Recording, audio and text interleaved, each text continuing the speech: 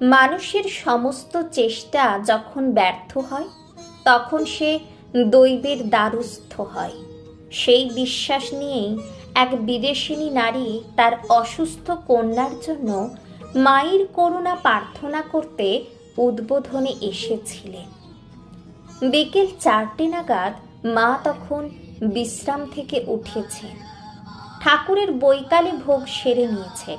তখন রাসবিহারী মহারাজ এসে জানালেন, একজন বিদেশিনী মহিলা অনেকক্ষণ ধরে অপেক্ষা করছেন। মা সঙ্গে সঙ্গে আসতে বললেন। মহিলাটি এসে মাকে প্রণাম করতেই মা স্নেহ ভরে তার হাত ধরলেন, হাত মেলানোর ভঙ্গিতে। যেখানে যেমন সেখানে তেমন। মায়ের এই সহজ স্বভাব যেন চোখের সামনেই ধরা পড়ল।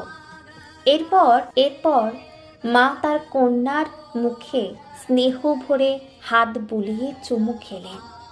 মহিলাটি বাংলা জানতেন। কাতর কণ্ঠে বললেন, মা, আমি যদি কোনো অসুবিধা করে থাকি ক্ষমা করবেন।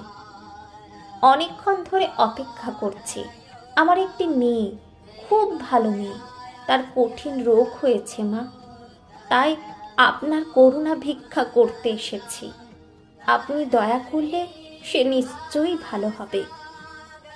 মা শান্তভাবে বললেন, আমি তোমার মেয়ের জন্য প্রার্থনা করব, সে ভালো হয়ে যাবে।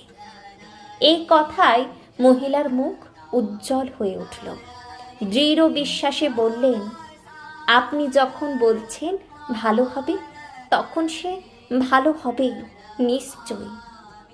মা তখন গোলাম মাকে বললেন, ঠাকুরের একটি ফুল দাও আর একটি পদ্ম আনো।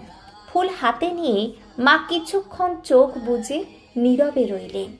তারপর ঠাকুরের দিকে এক দৃষ্টি তাকিয়ে সেই ফুলটি মহিলার হাতে দিয়ে বললেন, এটি তোমার মেয়ের মাথায় বুলিয়ে দেবে। মহিলা হাত জোর করে ফুলটি নিলেন। জিজ্ঞেস করলেন, তারপর কি করব? গোলাপ মা বললেন, শুকিয়ে গেলে গঙ্গায় ভাসিয়ে দেবে।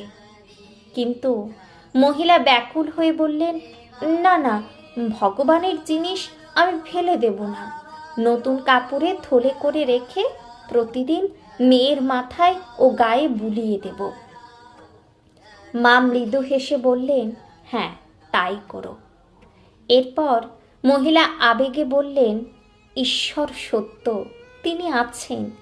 কিছুদিন আগে আমার আরেকটি শিশুর খুব জ্বর হয়েছিল।